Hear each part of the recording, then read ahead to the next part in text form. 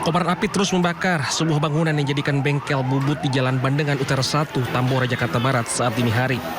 Bangunan semi permanen yang terbuat dari material yang mudah terbakar membuat api dengan cepat membesar. Selain bengkel bubut sudah terbakar, 2 mobil yang berada tak jauh dari titik api juga ikut dilalap si jago merah. Api bisa dipadamkan setelah 17 unit mobil pemadam kebakaran tiba di lokasi. Belum diketahui penyebab pasti kebakaran, diduga api berasal dari korsleting listrik. Tidur ngebeledak aja pada itu kan bubut gudang bubut masih fungsi sih, tapi langsung gede aja gitu Pak, langsung gede sampai ke belakang tuh mobil kena tuh kalau nggak salah itu. Beruntung tak ada korban jiwa dalam peristiwa ini, namun kerugian material ditaksir mencapai ratusan juta rupiah. Dari Jakarta, Sofyan Firdaus melaporkan.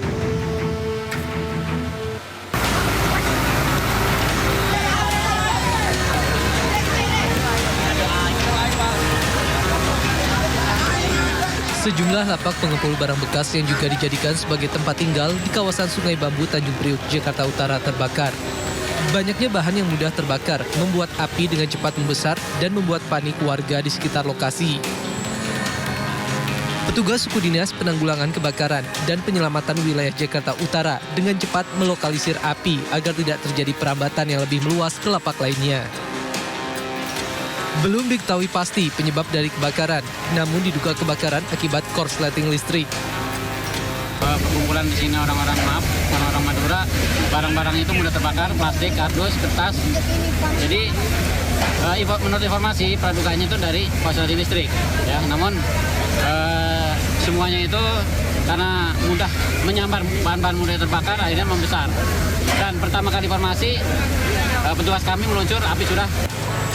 Beruntung tidak ada korban luka maupun jiwa dalam peristiwa kebakaran ini.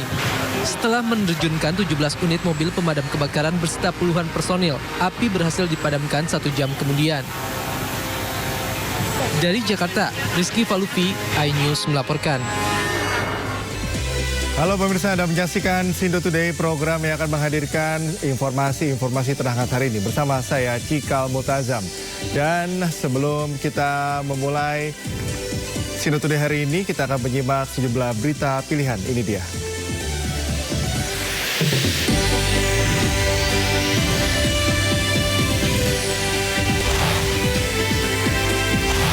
Usai liburan Natal, arus balik kendaraan ke Jakarta memadati tol Cikampek pada Minggu malam.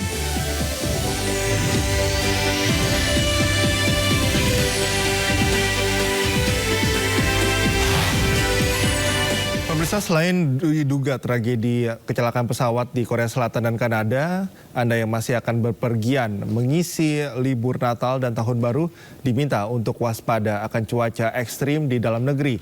Karena di Mandailing, Natal, Sumatera Utara, musibah tanah longsor nyaris menimbun sebuah truk yang tengah melintas hingga mengakibatkan antrean kendaraan lebih 10 km.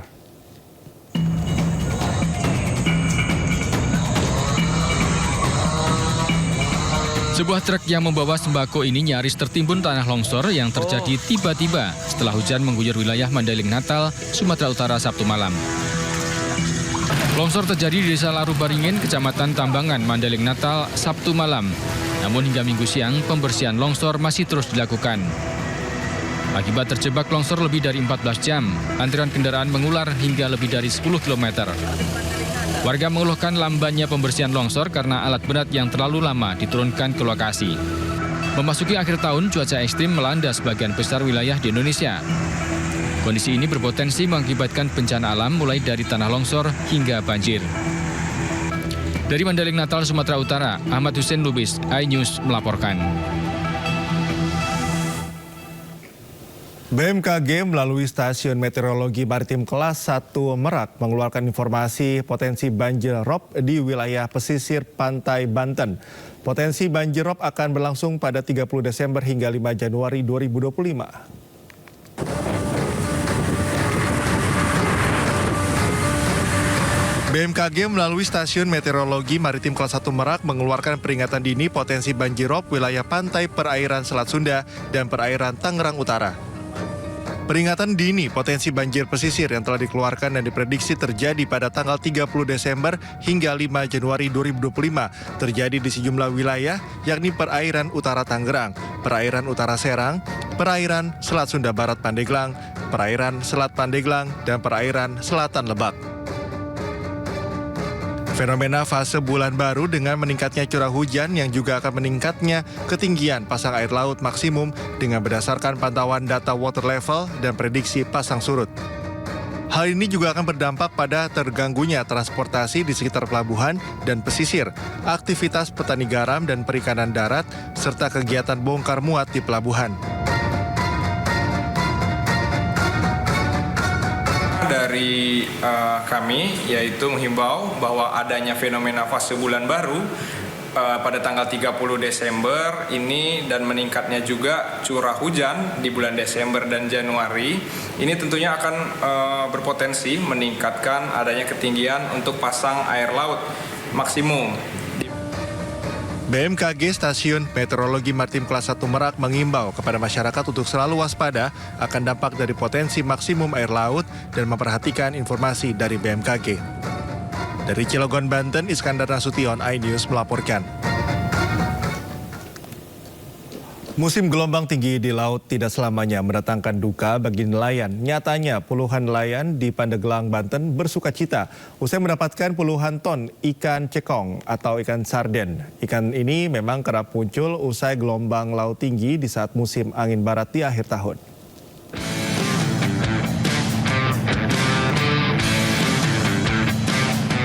Tingginya gelombang laut ternyata membawa berkah tersendiri bagi puluhan nelayan di Desa Labuan, Kecamatan Labuan, Pandeglang, Banten. Mereka saat ini tengah panen ikan cekong atau ikan sarden di lautan dangkal. Gerombolan ikan cekong terbawa arus ke pinggir daratan. Akibat fenomena angin barat, bahkan beberapa waktu lalu ikan sarden ini sempat membuat heboh dengan banyaknya ikan tersebut yang terdampar di pinggir pantai.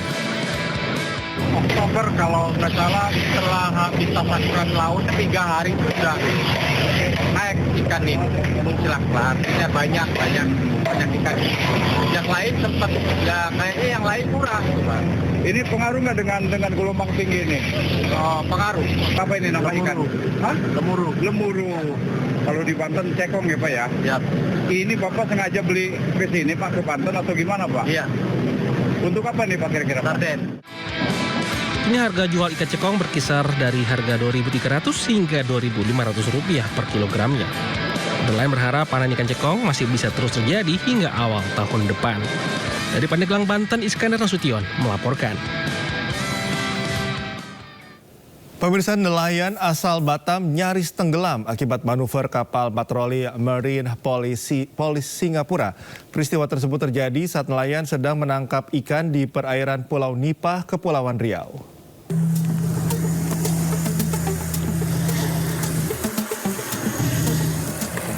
Inilah video viral yang menggemparkan warganet plus 62. Sebuah kapal nelayan terbalik terhempas gelombang tinggi yang diakibatkan manuver kapal patroli Marine Police Singapura. Peristiwa itu menimpa nelayan asal belakang Padang, Kota Batam yang tengah mencari ikan di sekitar Pulau Nipah, Kepulauan Riau, kawasan perbatasan NKRI. 5 perahu nelayan didatangi 2 kapal patroli Marine Police Singapura. Kapal patroli Singapura berulang kali bermanuver mencoba menghalau kapal nelayan Indonesia. Kejadian ini air kita. Oh, itu air dia katanya, laut dia katanya. Oh, iya. Kita lagi ngapain di sana, Pak? Kita lagi mancing. Berapa orang, Bapak? 5 kapal. 5 kapal. Nah, waktu mereka mutar-mutar tuh apa yang terjadi? Saudara saya tuh langsung jebur ke laut. Jebur ke laut langsung kita ambil. Rekam video. Manuver Polis Marine Singapura mengakibatkan salah satu kapal nelayan terbalik dan korban nyaris tenggelam. Tindakan kapal patroli Singapura dinilai mencederai nelayan Indonesia. Jika benar para nelayan melanggar batas perairan, seharusnya ditegur dengan cara-cara kemanusiaan, bukan dengan cara arogan. Janganlah seperti itu dilakukan. Ya, kalau memang pihak Singapura menjaga teritorialnya, menjaga kedaulatannya, ya juga begitu. Ini memancing emosi masyarakat Kepri, khususnya masyarakat Indonesia umumnya. Ketua HNSI Kepulauan Riau, Disrawandi, menambahkan peristiwa pengusiran nelayan di perairan perbatasan sudah sering terjadi. Hanya saja bukti arogansi polis Marine Singapura tidak pernah terdokumentasikan. Sejumlah nelayan bersama HNSI Kepri telah mendatangi Konsulat Jenderal Singapura di kawasan Panbil, Batam, menyampaikan keberatan terkait arogansi polis Marine Singapura. Dari Batam, Kepulauan Riau, Gusti Yenosa melaporkan. Tim SAR gabungan menemukan jasad remaja yang tenggelam sejak 3 hari lalu saat berenang di aliran Sungai Ciliwung, Kota Bogor. Diduga korban tenggelam akibat tersangkut di antara cekungan bebatuan di dalam sungai.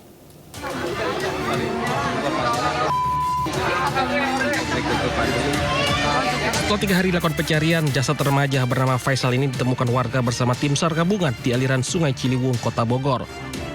Jasad ditemukan sekitar 500 meter dari lokasi awal hilangnya korban. Seluruh korban yang hilang sejak 3 hari lalu ini tenggelam saat berenang bersama temannya di lokasi kejadian.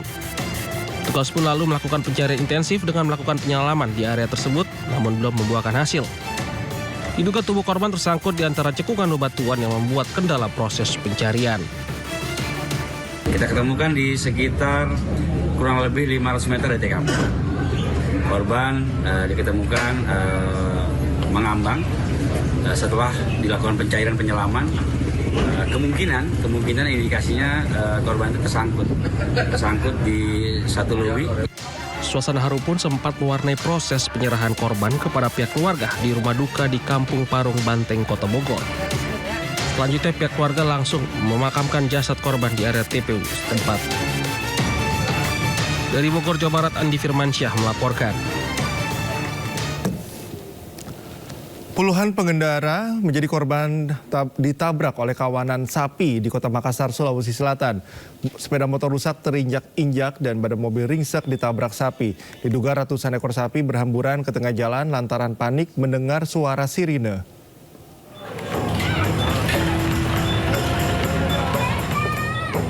Detik-detik serbuan kawanan sapi terekam video amatir. Ratusan ekor sapi tiba-tiba berhamburan memenuhi jalan Tamangapa Raya, Kota Makassar. Warga langsung menyelamatkan diri.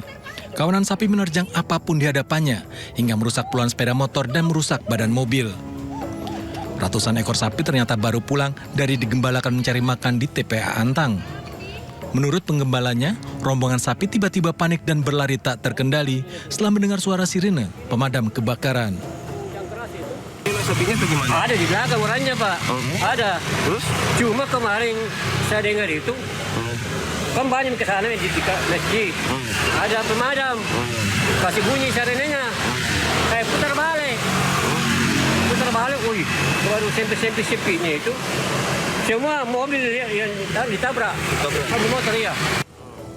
Penggembala yang hanya sendirian tak dapat mengendalikan kawanan sapi. Mereka terpaksa melintasi jalan poros Tamangapa Raya lantaran jalur yang setiap hari dilewati terkena dampak banjir. Puluhan warga dan pemilik kendaraan korban terjangan sapi hanya bisa mengikhlaskan kerusakan yang dialami. Dari Makassar, Sulawesi Selatan, Julius Fin melaporkan.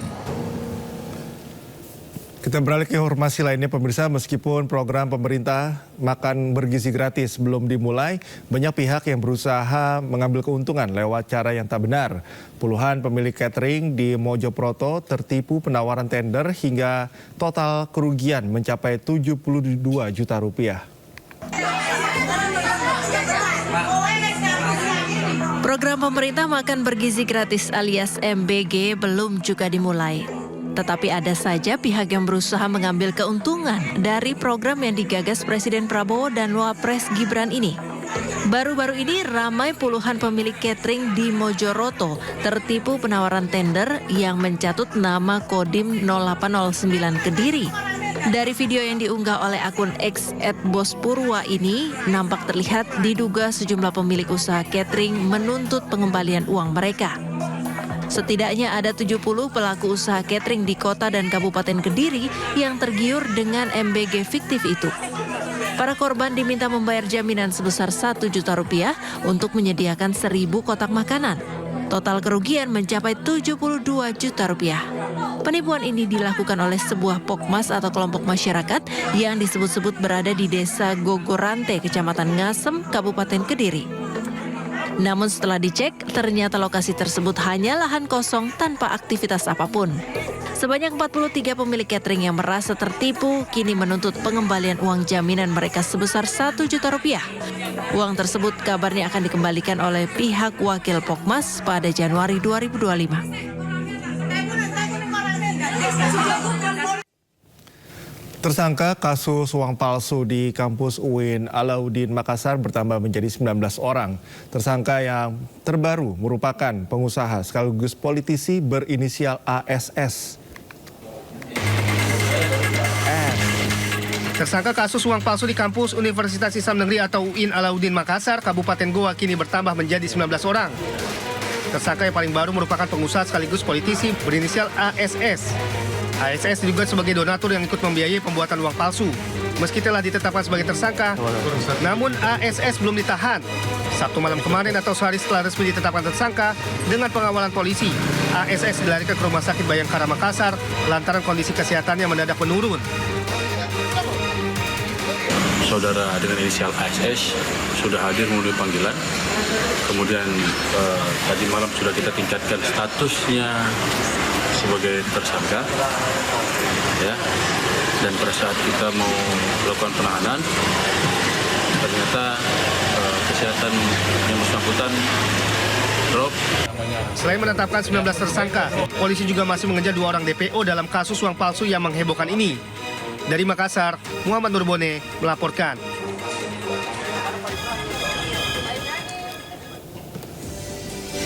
Jelang pergantian tahun baru 2025, ribuan penumpang memadati Pelabuhan Merak Cilegon, Banten. Informasinya akan dihadirkan usai jeda, tetaplah di Sindo Today.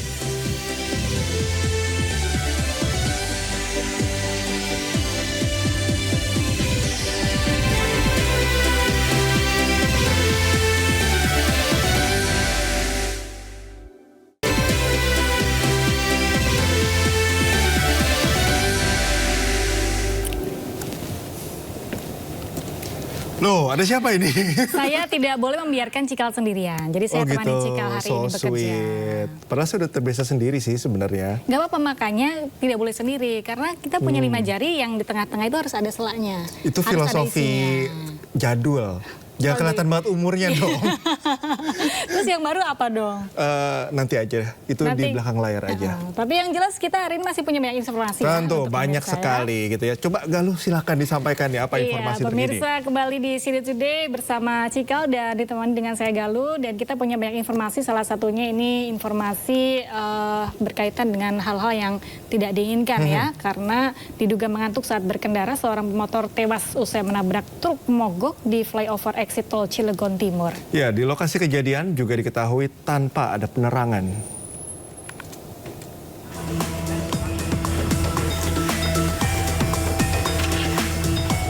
Polisi dibantu warga setempat berupaya mengevakuasi jasad seorang pemotor yang tewas usai menabrak truk mogok di flyover exit tol Cilegon Timur, Kota Cilegon, Banten.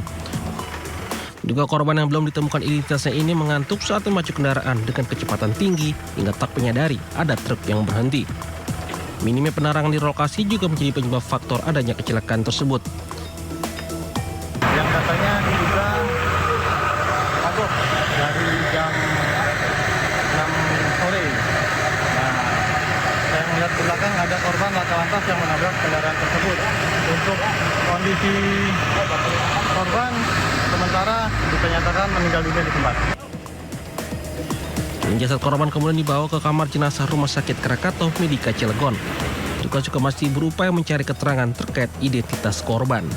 Dari Cilegon, Banten, Iskandar Nasution melaporkan. 2 hari menjelang tahun baru 2025, pemirsa, ribuan pemudik mulai memadati stasiun kereta api Kiara Condong, Kota Bandung pada Minggu malam. Ya, sebanyak 3.354 penumpang diberangkatkan.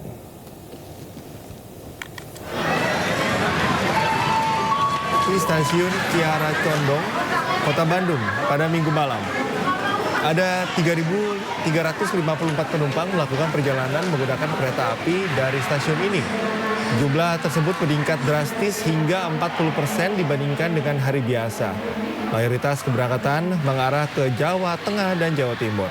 Tercatat dari data PT KAI Daop 2 Bandung selama masa angkutan Nataru, sebanyak 74.245 penumpang yang melakukan perjalanan dan datang menggunakan kereta api di stasiun Kiara Condong. Sama keluarga, sama ayah, sama mama juga. Ini dalam rangka apa, Pak? Liburan ini, tahun baru. Liburan tahun baru. Rencana di sana berapa hari? Rencana di sana sekitar seminggu. Seminggu. Stasiun Kiara Condong melayani sebanyak 3.354 penumpang yang berangkat dan 3.806 penumpang yang datang. Total selama masa angkutan Nataru mulai tanggal 19 Desember sampai dengan 29 Desember 2024 sebanyak 74.245 penumpang naik dan turun. Puncak arus balik libur Nataru mengakibatkan kemacetan panjang di ruas Jalan Tol Cikampek mulai dari kilometer 62 hingga kilometer 55 pada Minggu malam.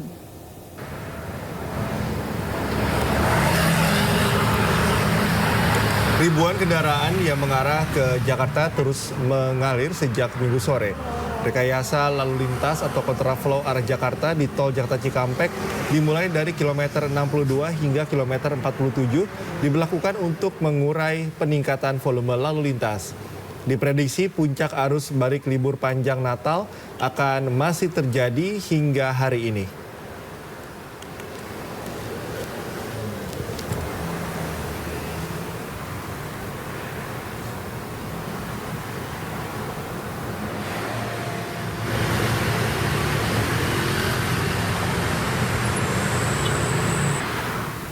Pemirsa, tetaplah fokus dan pastikan kendaraan Anda dalam kondisi baik jika ingin melakukan perjalanan liburan. Ya, di Kuningan, Jawa Barat, pemirsa, mobil seorang wisatawan nyasar dan terbalik akibat terlalu mengikuti arahan GPS.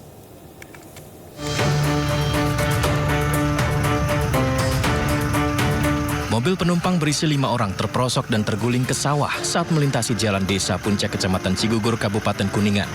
Untungnya tidak ada korban jiwa dalam peristiwa itu. Wisatawan asal Jakarta ingin merayakan tahun baru di lokasi wisata Kuningan dan terlalu mengandalkan arahan GPS. Alih-alih diarahkan ke jalur tercepat, mereka justru nyasar ke jalan desa yang gelap, lalu mobil terperosok dan terbalik. Jadi kurangnya penerangan itu jalan itu benar-benar kayak lurus, Pak. Setelah ban depan sebelah kanan itu udah masuk lubang itu, nah ini baru berasa ternyata ada belokan gitu, Pak. Kaget tuh. Iya, kaget. Langsung terjun. Terus terang itu pokoknya kagak ngeh. Saya kira itu lurusan seperti itu, Pak. Pemilik mobil akan membawanya terlebih dahulu ke bengkel terdekat sebelum dibawa kembali ke Jakarta. Sedangkan tujuan liburan mereka terpaksa batal. Dari Kuningan, Jawa Barat, Miftahudin, iNews melaporkan. Pemirsa, saatnya kita simak pantauan arus lalu lintas. Kami telah terhubung dengan Brigadir Dela dari ATMC Polri yang kini berada di kawasan Setiabudi, Bandung, Jawa Barat. Ya, Brigadir Dela, bagaimana pantauan arus lalu lintas dari tempat Anda melapor? Baik, terima kasih Cikal dan Galuh. Selamat pagi pemirsa, saya dari kawasan Lembang, Bandung pada pagi hari ini melaporkan situasi lalu lintas terkini dapat kita saksikan bersama. Arus lalu lintas mulai ramai dan dipadati oleh kendaraan pribadi dan ini berdominasi dari plat luar kota. Dapat kita saksikan juga bahwa kendaraan dari kedua arahnya, dari arah Kota Bandung yang akan menuju ke arah Lembang, saat ini terpantau masih lancar namun sudah mulai ramai. Dan untuk dari arah sebaliknya juga mengalami hal yang sama dalam keadaan ramai namun tetap masih kondusif lancar. Dan pemirsa, memang di kawasan ini merupakan salah satu kawasan perbatasan antara Kota Bandung dan Kabupaten Bandung Kota Madia, di mana Kota Bandung juga merupakan salah satu yang berpotensi untuk mengalami kemacetan yang signifikan saat libur Hari Raya Natal dan Tahun Baru 2025. Berdasarkan pemetaan, ada di beberapa titik macet yang tak dapat dihindarkan saat libur panjang, yaitu sekitar Jalan Surya Sumantri sampai dengan Jalan Junjunan, yaitu di daerah Paster, kemudian di Jalan Sukajadi atau Jalan PVJ yang akan menuju ke Jalan Setiabudi, yaitu ke arah Terminal Ledeng, kemudian di Jalan Cipaganti yang akan menuju Setiabudi, Jalan Ciamplas hingga Jalan Soekarno-Hatta menuju arah Kopo.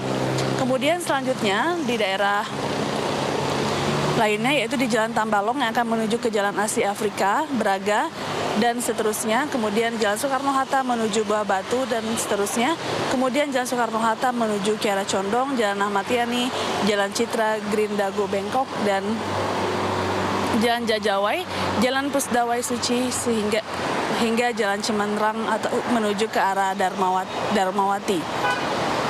Kami himbau bagi para pengendara sebagai antisipasi kami juga dari kepolisian akan memperketat pengawasan mobilitas masyarakat di masa libur Natal dan Tahun Baru 2025. Sebab diperkirakan volume kendaraan pada libur Nataru nantinya akan terus melonjak sampai dengan perayaan Tahun Baru. Bagi para pengendara yang akan menuju ke tempat wisata, pastikan fisik dan kendaraan Anda dalam keadaan yang prima. Kami dari pihak kepolisian juga sudah menyiapkan beberapa pos pengamanan untuk para pengendara beristirahat sejenak yang akan menuju ke tempat wisata maupun ke daerah Anda masing-masing. Dan pemirsa, di mana berdasarkan data IRSMS Korlantas Polri, angka kecelakaan lalu lintas di seluruh Indonesia selama 1 kali 24 jam terjadi sebanyak 231 kasus laka lantas, dengan rincian 29 meninggal dunia, 36 luka berat, dan sebanyak 228 luka ringan. Dari 231 kasus laka lantas tersebut, 73% didominasi oleh kendaraan roda 2. Faktor penyebab laka lantas dikarenakan gagal saat menyelip dan kendaraan di luar jalur.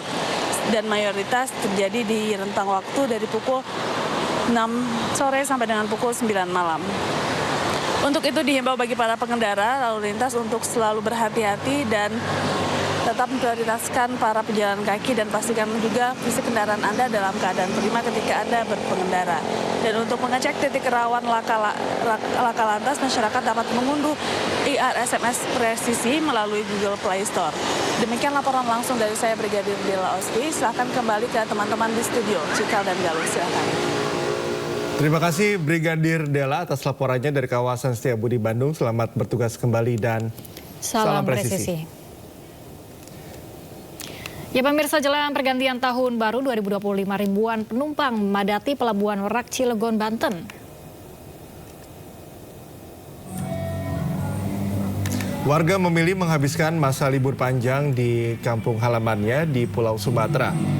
Pihak ASDP menyiapkan 33 kapal dan 7 dermaga untuk memperlancar arus transportasi tujuan Pulau Sumatera. Hingga saat ini berdasarkan data Posko Bakaweni selama 24 adapun realisasi total penumpang mencapai 34.586 orang atau naik 1% dibandingkan realisasi periode yang sama tahun lalu sebanyak 34.159 orang.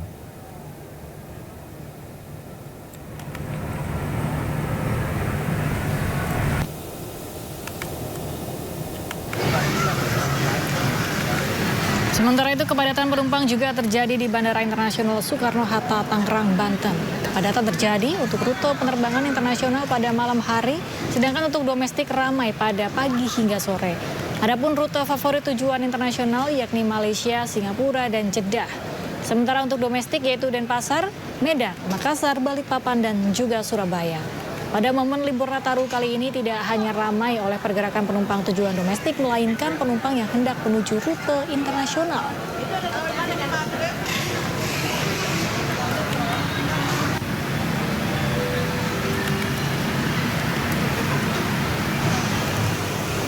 Sementara itu, stasiun Pasar Senen, Jakarta ramai penumpang pada Minggu malam. Tercatat 22.000 lebih calon penumpang menuju ke sejumlah wilayah di Jawa Tengah dan Jawa Timur. Diprediksi jumlah calon penumpang masih akan terus bertambah. Para penumpang sengaja memilih berlibur menggunakan kereta api untuk efisiensi waktu dan harga yang terjangkau. Diprediksi kemarin menjadi puncak arus balik Natal di sejumlah stasiun Daob 1 Jakarta yang totalnya mencapai lebih dari 42.000 orang.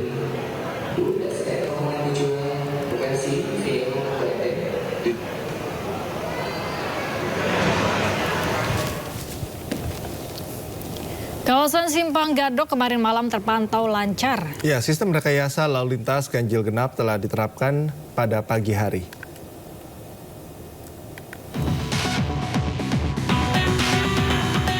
Pemirsa, dari pantauan arus lalu lintas di kawasan Simpang Gadok, Puncak Bogor malam tadi terpantau lancar.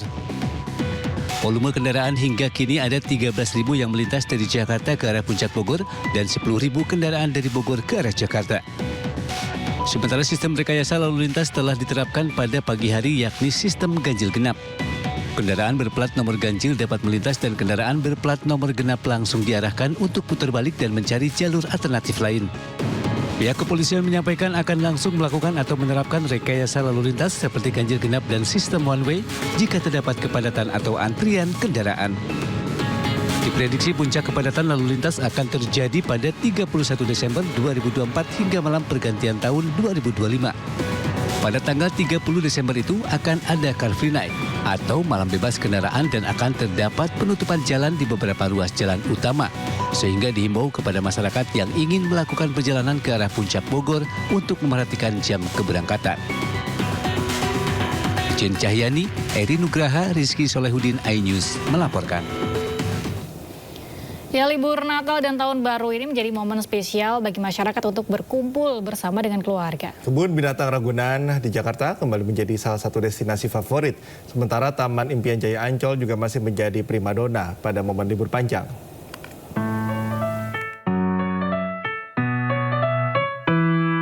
Momen libur Natal dan Tahun Baru membawa lonjakan pengunjung di Kebun Binatang Ragunan, Jakarta. Sejak Minggu pagi, ribuan pengunjung yang didominasi keluarga dengan anak-anak memadati kawasan ini untuk berwisata, melihat satwa, dan mengikuti beragam program edukasi. Pertama kalinya, wah ramai sekali ya nyampe situ. Terus juga alhamdulillahnya kayak nggak panas itu ya, jadi kayak lumayan sih, nggak yang jadi gimana gitu. Murah sih, karena ya masuknya murah ya. Terus juga kayak mau mengenalkan hewan-hewan aja ke anak gitu. Mengantisipasi lonjakan pengunjung, pengelola Ragunan telah menyiapkan kantong parkir dengan kapasitas hingga 5.500 mobil dan 15.000 motor, serta membuka jam operasional lebih awal mulai pukul 6 pagi. Ragunan mencatat jumlah pengunjung tertinggi mencapai 45.000 orang dengan prediksi puncak kunjungan terjadi pada Tahun Baru. Sementara itu, area Pantai Ancol juga dipadati pengunjung yang menghabiskan waktu bersama keluarga.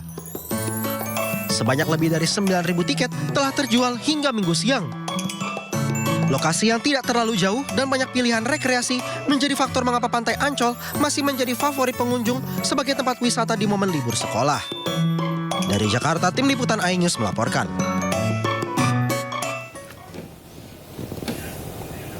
Memanfaatkan momen libur Tahun Baru, ribuan pengunjung dari berbagai daerah memadati kawasan wisata air yang berada di Bogor, Jawa Barat. Sementara itu, Bandros atau Bandung Tour on Bus juga menjadi primadona wisatawan yang berlibur ke Bandung.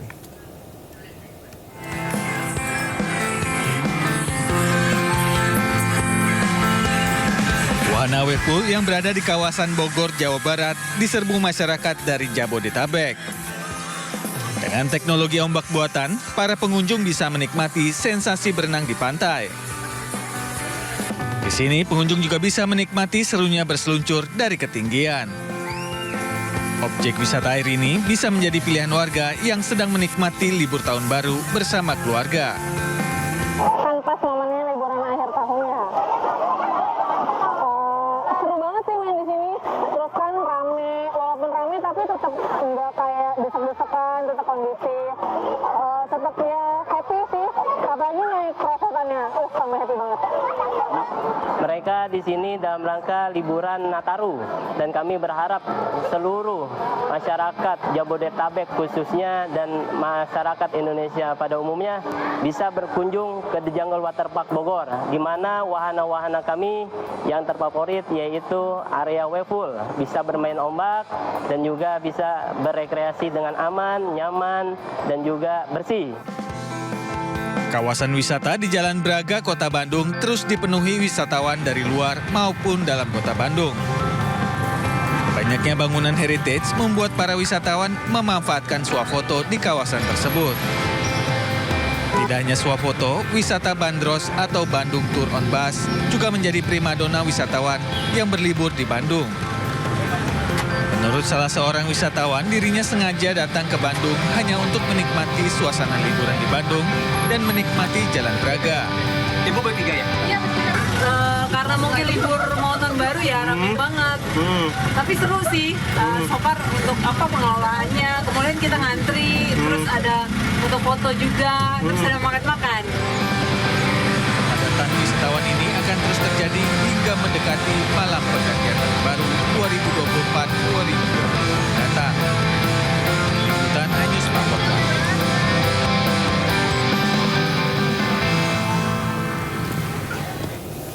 Meski sempat terkendala cuaca, Pelabuhan Sanur Bali tetap dipadati ribuan wisatawan. Tercatat sudah ada 53.000 wisatawan yang melakukan perjalanan kapal cepat ke Pulau Nusa Penida dan Nusa Lembongan.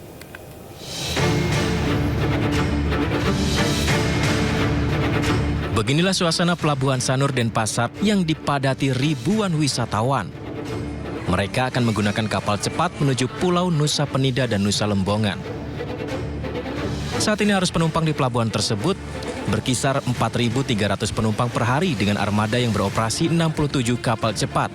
Tingginya animo wisatawan membuat pihak Pelabuhan Sanur menyiagakan 26 kapal cadangan untuk mengantisipasi lonjakan. Banyak wisatawan yang sudah lama merencanakan liburan tahun baru di Pulau Nusa Penida dan Lembongan, namun sempat terkendala cuaca. Sebenarnya sih udah dari lama targetnya untuk ke sana, cuma karena cuaca di bulan ini kan agak ekstrim juga. Terus kebetulan beberapa hari yang lalu tuh cukup cerah, jadi langsung aja ke sana. Untuk kemarin sih enggak ya, termasuk gampang banget. Aku bookingnya online, terus bisa bayar di tempat pas ngambil tiket. Yang penting udah booking aja sih, tiket atas nama siapa. Sejak 18 hingga 29 Desember, sebanyak 53.000 wisatawan menggunakan kapal cepat menuju Pulau Nusa Penida dan Nusa Lembongan. Sementara di bulan November 2024 tercatat 5,8 juta wisatawan mancanegara yang mengunjungi Bali, didominasi wisatawan asal Australia, India, Cina, Eropa, dan Asia Tenggara. Sementara wisatawan domestik mencapai 9,1 juta orang. Dari Denpasar, Indira Ari, iNews melaporkan.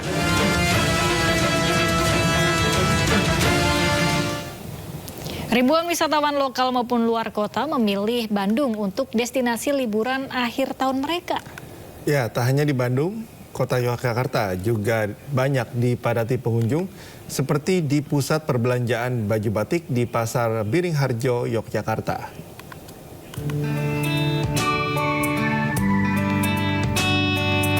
Mengisi libur akhir tahun, ribuan wisatawan lokal maupun luar kota memenuhi Jalan Braga yang identik dengan bangunan lama khas kota tua. Akibatnya arus lalu lintas di kawasan tersebut sempat tersendat akibat lalu lalang wisatawan. Selain menikmati suasana kota bernuansa tempo dulu, para wisatawan juga sengaja datang hanya untuk bersuah foto dan menikmati aneka jajanan kuliner yang ada di kawasan tersebut. Kepadatan pengunjung juga terjadi di pusat perbelanjaan baju batik di Pasar Beringharjo, Yogyakarta. Ribuan pengunjung memadati di setiap los pedagang. Meski berdesak-desakan, antusias berburu ragam souvenir baju batik tetap tinggi. Sejumlah wisatawan mengaku sengaja membeli oleh-oleh baju batik di Pasar Beringharjo karena harganya terjangkau, yakni berkisar belasan hingga ratusan ribu rupiah. Diprediksi peningkatan kunjungan wisatawan di Pasar Beringharjo di Malioboro ini akan terus berlangsung hingga awal tahun baru 2025 mendatang.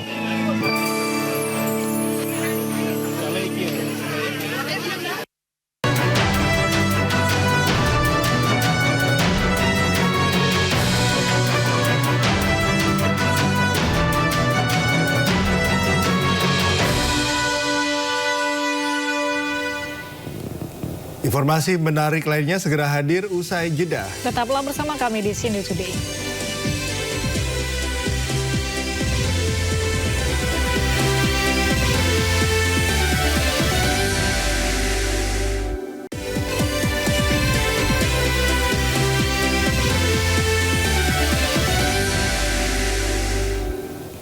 Pemirsa, Menteri Perumahan dan Kawasan Permukiman Marwarar Sirait menegaskan bahwa meningkatkan fasilitas likuiditas pembiayaan perumahan atau FLPP di tahun 2025 merupakan pendorong awal dalam mewujudkan program 3 juta rumah.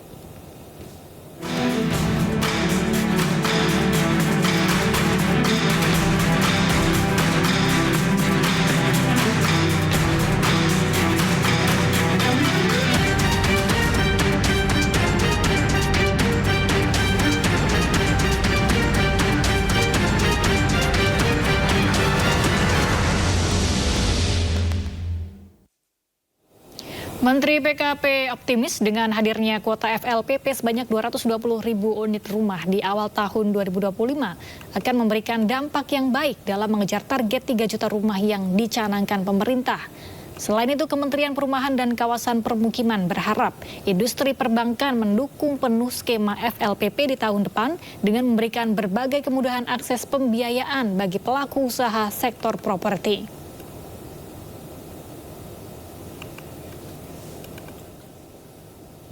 Saya harus menyampaikan bukan untuk pesimis, tapi ini adalah fungsi yang terukur. Operator itu terukur karena menurut saya ya dengan anggaran yang ada, dengan berapa per rumah untuk FLPP-nya sekian, buat ini sekian, kita hanya bisa segini.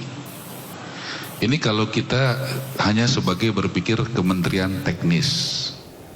Sebanyak 39 bank menandatangani kesepakatan kerjasama dengan Badan Pengelola Tabungan Perumahan Rakyat atau BP Tapera dalam pembiayaan likuiditas atau fasilitas likuiditas pembiayaan perumahan FLPP dan Tapera.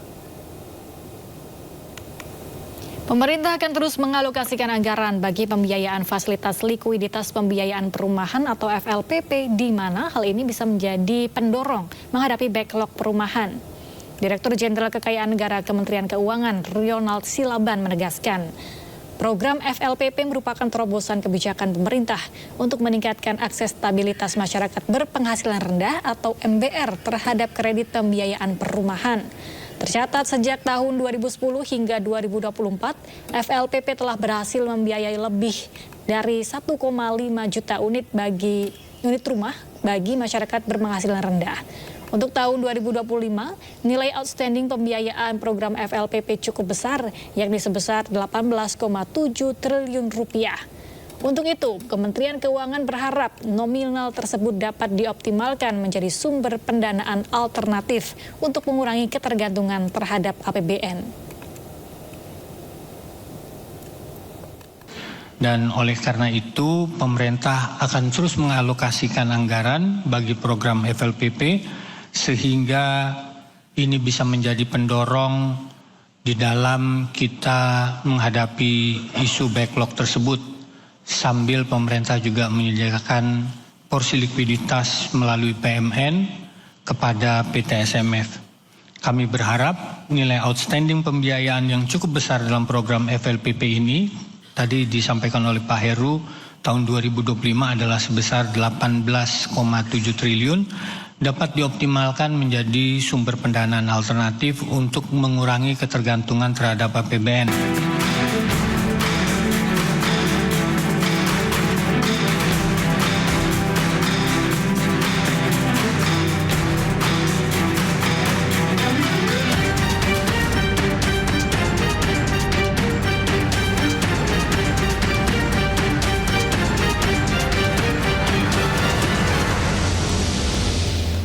Pemirsa, usai jeda kami akan kembali dengan sejumlah informasi menarik lainnya. Tetaplah bersama kami di Sindo Today.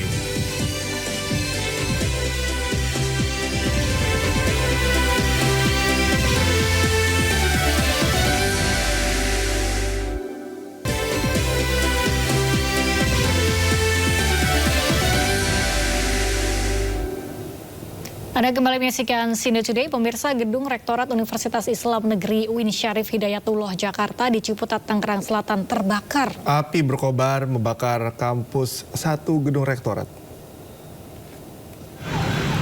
Petugas pemadam kebakaran berupaya memadamkan api yang membakar lantai 2 gedung rektorat kampus UIN Syarif Hidayatullah Jakarta.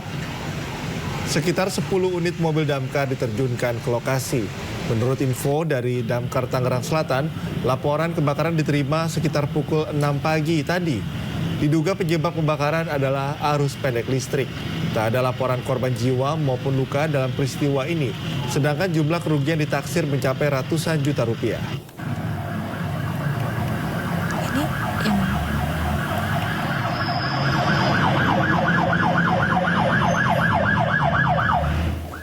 Kita ke informasi lainnya, pemirsa. Olahan legendaris daging di Malang, Jawa Timur dibuat dengan cara unik. Ya, olahan daging pilihan digebuk hingga empuk dan dijadikan hidangan yang lezat.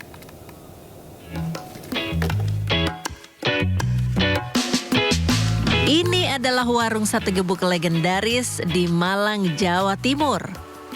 Lokasinya di Koridor Kayu Tangan, kawasan Heritage, Kota Malang. Sate gebuk ini sudah buka sejak tahun 1920 dan sekarang dikelola generasi ketiga, Ibu Cipto. Mengapa kuliner yang satu ini begitu melegenda sampai dikelola turun-temurun? Tentu saja karena rasanya yang lezat sehingga selalu dicari pelanggan. Menu favoritnya, sate gebuk dan sop disantap dengan tempe goreng dan mendol. Sesuai namanya, sate gebuk adalah olahan daging pilihan dengan cara digebuk hingga empuk. Hanya bagian sapi sirloin dan tenderloin yang digunakan. Sate gebuk disajikan dengan olahan kecap sambal khas rahasia dapur Bu Cipto. Itu kan teksturnya itu udah empuk karena udah diolah gitu, jadi gampang banget gitu loh Mas, dilepas gitu, bahkan bisa disendok saat masuk mulut itu nggak perlu digigit, sudah lumer di dalam mulut gitu, bercampur gitu loh. Menurut pelanggan lama, rasa sate gebuk ini tidak pernah berubah. Satu, enak, makanannya enak, terus mengenang kenangan sama bapak, almarhum bapak. Seporsi sate gebuk lemak dihargai Rp30.000, sedangkan yang tanpa lemak Rp35.000. Selain cita rasa yang tidak pernah berubah karena diolah dari daging terbaik, warungnya yang berdiri di bangunan asli zaman Belanda juga menjadi daya tarik wisatawan. Dari Malang, Jawa Timur, Denny Irwansyah, iNews melaporkan.